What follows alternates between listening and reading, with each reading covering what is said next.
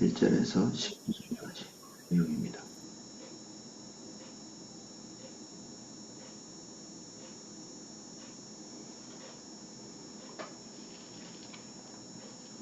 읽으면서 내용을 살펴보겠습니다. 또 여호와의 말씀이 내게 임하여 이르시되 인자야 너는 두로 왕에게 이르기를 주 여호와께서 이같이 말씀하시되 내 마음이 교만하여 말하기를 나는 신이라 내가 하나님의 자리 곧 바다 가운데에 앉아있도다. 내 마음이 하나님의 마음과 마음 같은 채 할지라도 너는 사람이 아니요 신이 아니거늘 내가 다니엘보다 지혜로워서 은밀한 것을 깨닫지 못할 것이 없다 하고 내 지혜와 총명으로 재물을 얻었으며 금과 은을 곳간에 저축하였으며 인간의 마지막 소망, 소원 이거는 항상 자기가 주도할 수 있는 영역들이 극한에 이르는 것이거든요. 그래서 인간은 마지막 소원은 신과 같은 채 하는 거죠. 로마의 그 지배가 극한에 달았을 때 황제들은 그 권력 끝에서 꼭 신이 되고 싶어 하고, 그리고 권력자들은 사람들을 외적으로 이렇게 다스리고 그리고 권력으로 다스리면서 최종적으로는 인간을 내면적으로까지 다스리고 싶어 하는 욕구가 있죠. 완벽한 다스림, 완전한 통치, 이게 신밖에 없는데 거기에 이제 자기의 욕망을 퍼붓는 거죠. 신인치 않은. 그래서 우리는 성경 안에서도 헤롯이 하나님 앞에서 자기가 겸비해야 될 그 순간에 그가 백성들의 말, 이건 신의 소리요 사람의 소리가 아니라 이런 얘기를 듣고 교만을 버리질 못하죠. 그냥 그대로 흡수하고 말았습니다. 모든 죄가 다 하나님 앞에 끔찍한 죄이지만 이 교만은 하나님이 극히 혐오하시고, 그리고 어떤 죄보다 즉각적으로 이렇게 움직이시는 죄죠. 두로가 그 주변에서 그 있는 국가들의 통치자처럼 이렇게 군림하고, 주변에서는 자기보다 더 나은 존재를 발견하기 어려운 그런 상황이었죠. 자기 때문에 모든 국가가 그리고 모든 거상들이 부를 획득하고 있었기 때문에 그를 죽여 세우고 있었을 것이고, 그래서 나의 나된 것이 하나님의 은혜라고 고백한 사도 바울, 이게 아니라고 일거에 다 부정할 수는 없죠. 어떤 사람에게 많은 은혜를 주셔서 다른 사람에게 선한 영향을 끼치도록 하신 사람이 있거든요. 그리고 그런 국가도 있고. 근데 그 정점에 서 있을 때 이 모든 것이 하나님의 은혜임을 자각하는, 이게 그를 유지시켜 주는 거죠. 내게 있는 은혜가 아무것도 아님, 이것을 인정한다기보다는 지금 현재 나에게 특별한 일이 일어나고 있는데 이게 하나님의 은혜에 불과하다는 사실을 아는 것입니다. 와 있는 것에 대한 부정이 아니라 이거를 만들어낸 당사자가 본인이 아니라는 것을 아는 것. 이게 사도 바울의 특성이었죠. 어쩌면 사도 바울은 스스로 마음의 겸비함보다는 그것을 지킬 수 있는 또 다른 하나님의 은혜가 와 있었겠죠. 끊임없이 육체의 가시라고 말하는 그 질병을 통해서 너무나 많은 것들을 주변의 사람보다, 다른 사도들보다 더 많은 것들을 획득했음에도 불구하고, 더 많은 것들을 보았음에도 불구하고, 그리고 많은 것을 이루었음에도 불구하고 자기 자신의 연약함에 대해서 하나님께 3번 간구했는데 하나님께서 그것을 거절하시죠. 그래서 우리는 우리의 삶의 한 부분에 한이 맺힐 정도로 오랫동안 하나님께서 이렇게 들어주시지 않는 경우가 있죠. 빨리 벗어나고 싶은데 벗어날 수 없고, 제발 이것만 없어졌으면 좋겠다 싶은데 그 짐덩어리가 어쩌면 평생을 갈 수 있습니다. 사도바울처럼. 근데 그것 때문에 내가 자만하고 넘어지고 엎어지지 않을 수 있다는 거. 사도 바울의 가시같이 우리의 삶에는 우리가 떼내고 싶은데 떼낼 수 없는 딱지가 딱 붙어 있거나 핸디캡이 붙어 있거나 남들이 알지 못하는 부끄러운 것들이 있거나 그렇게 유지되는 경우가 많죠.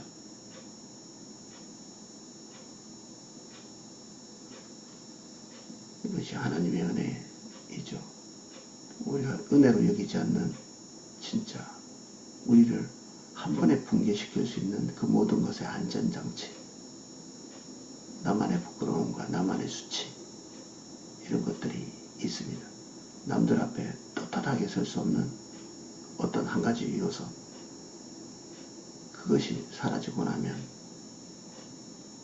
우리는 어쩌면 어쩔 수 없이 두루반과 같이 이런 생각을 할 수밖에 없을 수 있습니다. 사실 교만할 때는 교만하다는 느낌도 잘 없거든요. 팩트인 것 같고 있는 그대로인 것 같고 객관적인 것 같고, 그래서 이 두로왕이 스스로 객관적으로 판단해보니까 자기 자신보다 더 나은 자가 없는 것을 보는 거죠. 실제로 그랬을 것이고.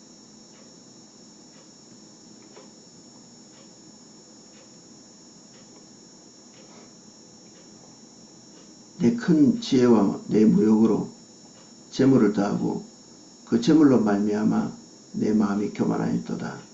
승승장구하고 패배가 없는 상태가 지속되고 있었던 두로, 그리고 솔로몬과 교역도 했고, 그리고 주변에 하나님의 백성이라고 하는 그 백성들도 자기에게 와서 무역을 하는, 주변에 어떤 나라도 그와 무역하지 않은 나라가 없는 군사적으로 강한 나라, 육신적으로 강한 사람들, 그리고 이런 물건 저런 물건 탁월한 것들을 많이 만들어내는 모든 자들도 두루 없이는 그것을 소통할 수 없고 불을 축적할 수 없는 그런 이 전 세계의 구조였죠. 이 구조가 이렇게 돼 있기 때문에 마음이 교만한. 그러므로 주 여호와께서 이같이 말씀하셨느니라. 내 마음이 하나님의 마음 같은 채 하였으니, 그런즉 내가 이방인 곧 여러 나라의 강포한 자를 거느리고 와서 너를 치리니 그들이 칼을 빼어 내 지혜의 아름다운 것을 치며 내 영화를 더럽히며. 솔로몬은 그 어떤 것보다도 지혜를 추구하라고 말했거든요. 지혜, 통찰력, 금보다 은보다 지혜가 제일이라고 얘기했는데 두로에게 지혜가 있었던 것 같습니다. 지혜가 있는 사람은 모든 것이 보이거든요. 모든 것이. 근데 다른 사람들은 보이지 않습니다. 근데 그 지혜도 은혜와 은사에 속합니다. 나는 보는데 다른 사람이 보지 못하면 금방 교만해질 가능성이 있습니다. 그리고 다른 사람들이 무지해 보이고 깨닫지 못한 자들, 실제로 그렇기도 하고 사고를 깨뚫고 있는, 그러니까 무역을 해내는 거죠. 주변 국가들이 어떻게 돌아가고 있고 거기서 어떻게 대처해야 되는지 훤히 깨뚫고 있는 두로, 그런 노하우들이 쌓여가면서 더더욱 지혜롭고 탁월해지고 날카로워지는 지혜를 가졌겠죠. 근데 그것이 은혜입니다. 다른 사람보다 조금 더 통찰력이 있고 더 많이 보고 하는 그것이 은혜입니다. 그래서 이게 다른 사람과 비교해서 그 우월한 위치에 있는 자기 자신. 우리는 어떤 영역이든지 반드시 그런 영역이 있거든요. 다른 사람보다 탁월하기 때문에 다른 사람을 도울 수 있죠. 그런데 그 탁월함이 우리를 붕괴시키는 요인이 될 수 있기 때문에 두려운 것입니다. 처음부터 말하고 있지만 은혜가 아닌 것은 아닙니다.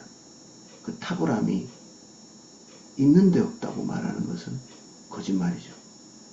분명한 탁월함이 있고 다른 사람이 보지 못하는 통찰력이 있고 지혜가 있고 풀어나갈 수 있는 능력이 있고 다른 사람들은 답답하게도 그것을 해내지 못하고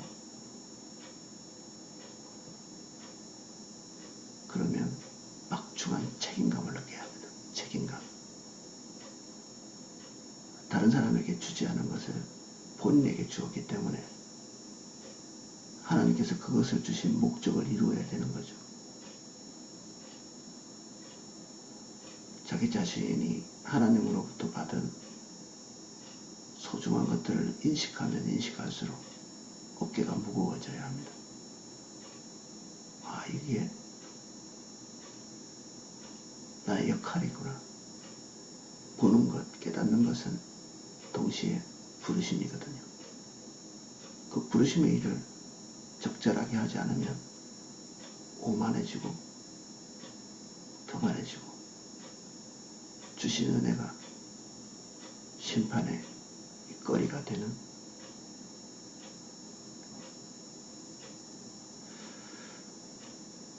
교만하지 않기 위해서는 늘 무능력할 수는 없죠. 능력이 없으면 하나님 일도 못합니다. 우리는 뭔가가 탁월하기에 하나님의 종으로 섬길 수가 있습니다. 주님이 주시는 선물이죠.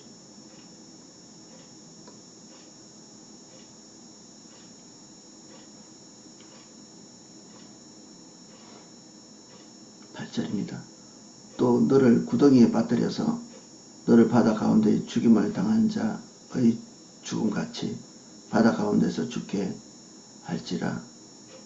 내가 너를 죽이는 자 앞에서도 내가 하나님이라고 말하겠느냐. 너를 치는 자들 앞에서 사람일 뿐이요 신이 아니라.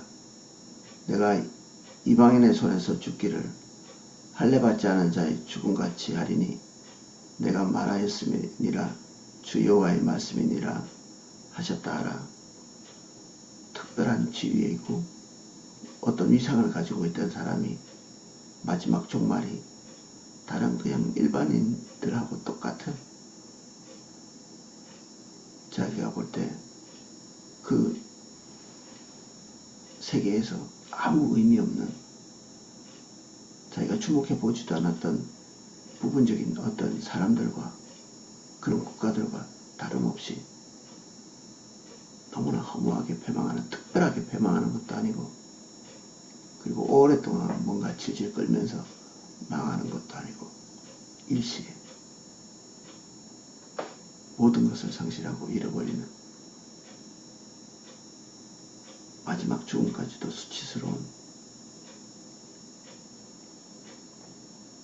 그들의 종말입니다. 여호와의 말씀이 또 내게 임하여 이르시되, 인자야 두로 왕을 위하여 슬픈 노래를 지어 그에게 이르기를, 주 여호와의 말씀에 너는 완전한 도장이었고 지혜가 충족하여 온전히 아름다웠도다.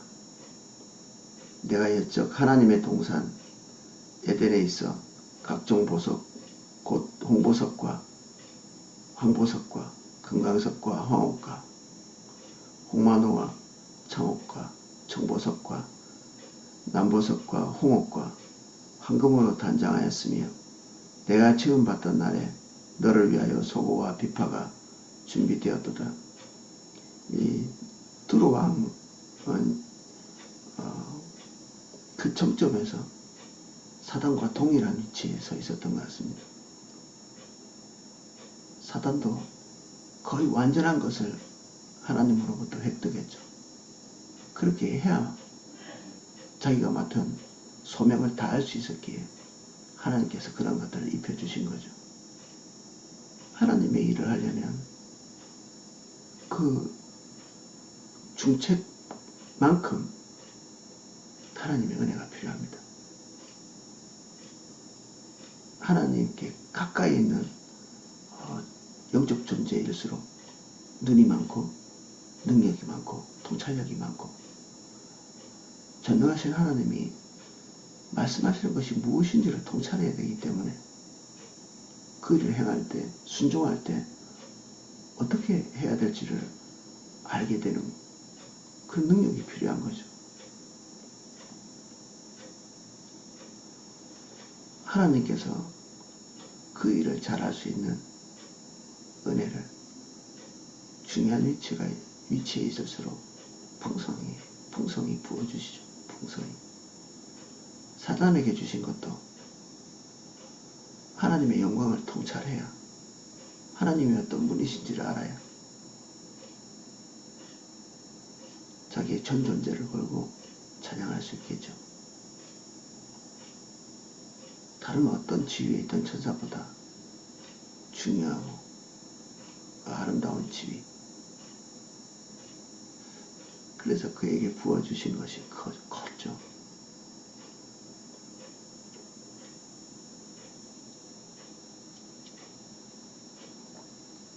그는 그의 직책을 기뻐해야 됐고 자기 자리를 감사해야 됐고 그리고 주신 것에 대한 감사와 그리고 자기 목적성을 잃지 말아야 되는데 사단은 자기 자신에게 주신 그 아름다움에 녹아버렸죠. 마치 나르시스가 자기 얼굴을 이 강물에 비춰보면서 거기에 빠져든 것 같이. 그래서 물에 빠져 죽었다는 모습, 그런 전설도 있잖아요. 너무 잘생긴 자기 얼굴,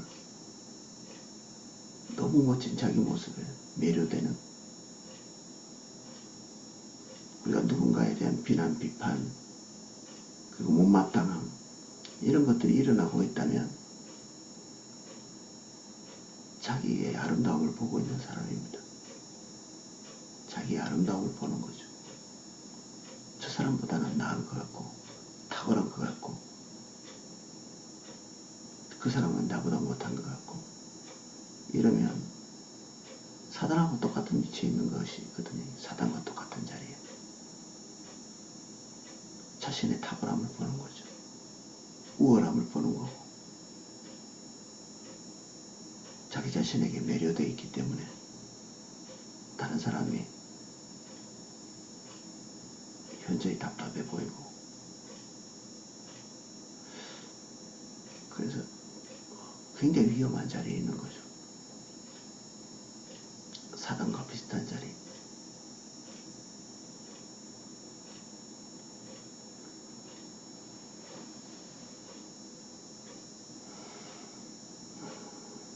너는 기름 부음을 받고 지키는 그룹이며 내가 너를 세우매 내가 하나님의 성산에 있어 불타는 돌들 사이에 왕래하였도다. 내가 지음받은 날로부터 내 모든 길에 완전하더니 마침내 내게서 불의가 드러났도다. 내 무역이 많으므로 내 가운데에 강포가 가득하며 내가 범죄하였도다. 너 지키는 그룹아, 그러므로 내가 너를 더럽게 여겨 하나님의 산에서 쫓아냈고 불타는 돌들 사이에서 멸하였도다. 범죄가 드러나면 하나님께서 10년, 20년 참으시는 게 아니라 특별히 교만죄는 하나님의 즉각적 응징이 있습니다.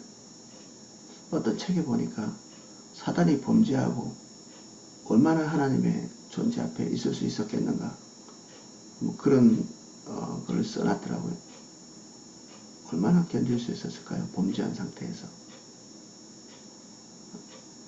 하나님은 죄를 묵과하실 수 없는 분이시고 하나님의 거룩함 앞에서 죄를 품고 서 있을 수는 없죠. 그 가까이서. 그래서 그 책은 그렇게 써놨더라고요.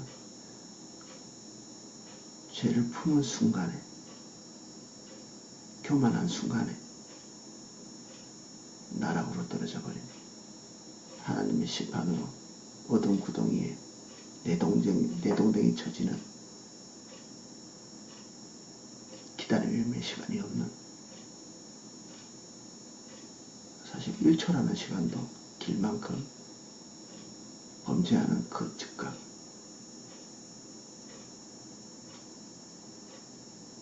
하나님으로부터 버림받는 그런 모습으로 기록되어 있던데 납득이 되집니다. 당연하죠. 하나님 앞에서는 죄가 설 수 없기 때문에 그 어떤 죄보다도 사악한 교만의 죄가 하나님 앞에 서 있을 수 있는 여지는 없죠.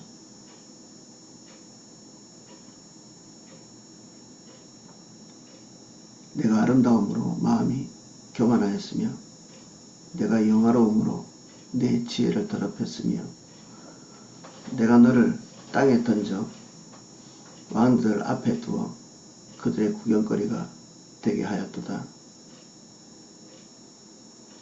많은 사람들 앞에서 우리는 자신을 노출하기가 좀 꺼려합니다.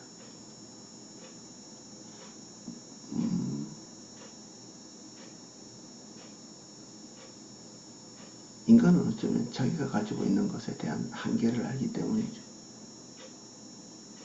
그래서 다른 사람 앞에 자기를 이렇게 공개하고 이렇게 하는 것보다는 안전한 자리 같은 곳에서 자기에게 주신 은혜에 주목하면서 그거를 즐기는 거죠. 주신 은혜를 즐기는.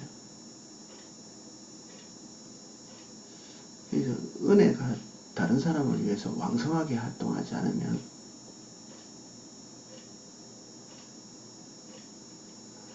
그것은 탁월함으로 끝나고, 그 탁월함은 자기 자신만 보고 다른 사람에게 유익을 끼치지 못하고 교만의 거리만 되고, 그래서 결국에는 사람들 위에, 그리고 자기가 선을 베풀어야 되는 그런 사람들에게 수치를 당하고 부끄러움을 당하고, 수치와 부끄러움은 사인입니다. 사인. 사람들이 나를 수치스럽게 하거든 자기를 돌아봐야 됩니다. 이유가 없이 수치를 당하고 있다.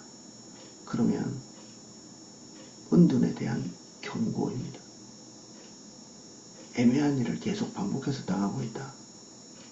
그러면 그 입을 덮고 숨어있는 그 자리에서 나오라는 사인입니다. 네 역할을 해야 된다는 뜻이죠. 그래서 누군가가 나에게 수치를 안겨줄 때 그 사람과 다투는 사람은 하나님께 고집부리는 사람입니다. 자기가 들어가 있는 그 편안한 자리에서 나오지 않겠다고 발버둥치는, 자기가 안전하다고 믿는 그 자리에서 절대 나가지 않겠습니다 라고 말하는, 들어오는 자기성이 있어서 거기가 안전한 것을 알고 있었죠. 수치당할 일도 없고 자기 역할을 제대로 하는 그 순간에는 넘어질 일이 없죠. 자기에게 주신 것이 무엇을 의미하는지 알았기 때문에 자기 존재가 홀로 설 수 없다는 사실을 알고 있으면 오만할 일이 없습니다. 그래서 게으른 자가 교만합니다. 일하지 않는 자가 교만하고, 그리고 주신 것에 대한 목적을 잃어버린 자가 교만하고,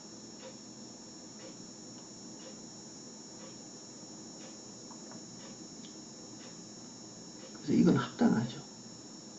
다른 모든 왕들의 본보기가 되는 것.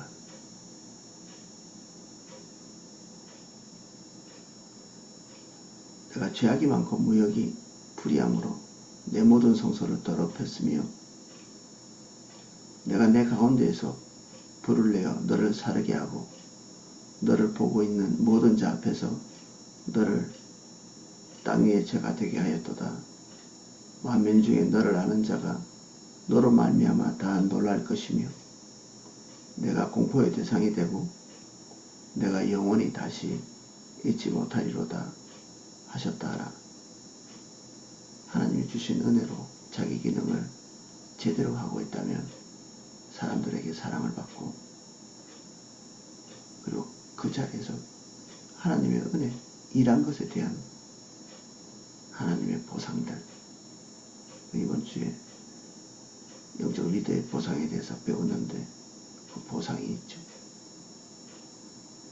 감사의 거리가 있고, 근데 그 역할을 제대로 하지 않고 있을 때 우리는 오만하고 자만함에 빠지고 자기 중심적이 되고 자기가 가지고 있는 탁월함을 다른 사람이 가지고 있지 않다는 것을 알면서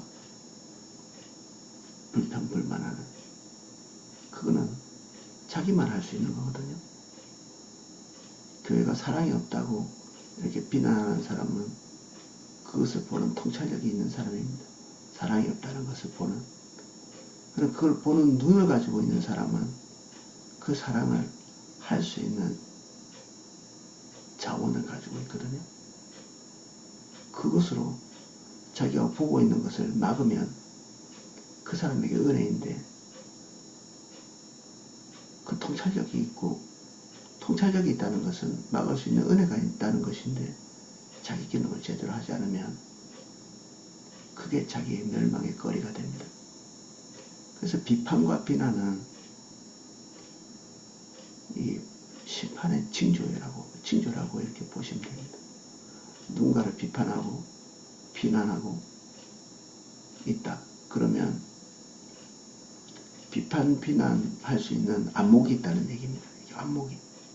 그 안목이 없는데 다른 사람이 비판하고 비난할 수 있는 그런 힘이 없거든요. 비판과 비난을 할 수 있을 만큼 탁월한 것이 안목에 있고, 그 안목은 또다시 자기 안에 그것을 막을 수 있는 능력이 있다는 걸 얘기합니다. 근데 그 기능을 하지 않고 뒤로 물러나 있고 사람들에게 유익을 끼치지 못하고 오만하고 교만한 자리에 있으면 두로의 자리에 있는 것입니다. 그래서 우리는 왕성한 섬김이 필요합니다. 항상 모든 것을 다 섬길 필요는 없지만 자기에게 주신 은혜를 통찰하고 그 자리에서 섬김을 기뻐하고 주신 은혜로 많은 사람들을 기쁘게 하는 그 자리에 서야 이 교만을 이길 수 있죠. 아무것도 아닌 태도, 그리고 받은 게 없다고 말하는 것들은 통찰력이 없다는 얘기고, 그런 자세를 가진 사람이 겸손하지 않습니다. 아무것도 안 하겠다는 선언이죠. 거짓 겸손입니다. 거짓 겸손. 할 수 있지만 파묻어 놓고 아무것도 안 하는 거죠. 오늘 두로에 대해서 살펴보면서 이 두로가 사단과 같은 선상에서 하나님의 심판을 받죠. 구조가 똑같기 때문에 그렇습니다.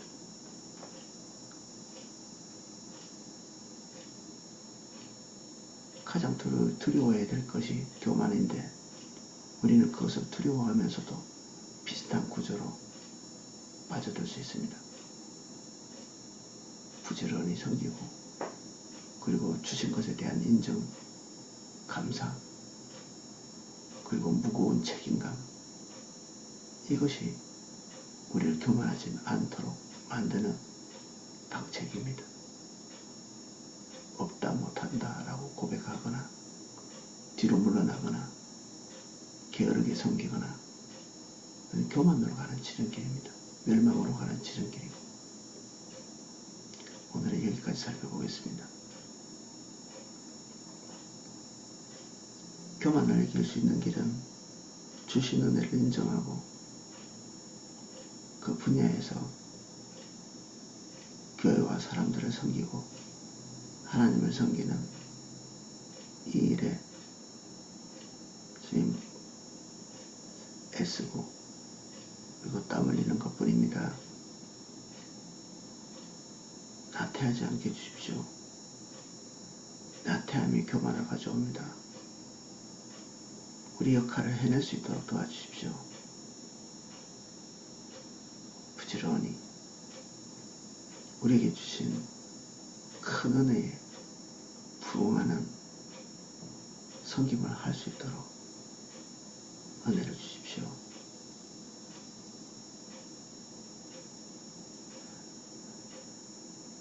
예수님 이름으로 기도합니다. 아멘.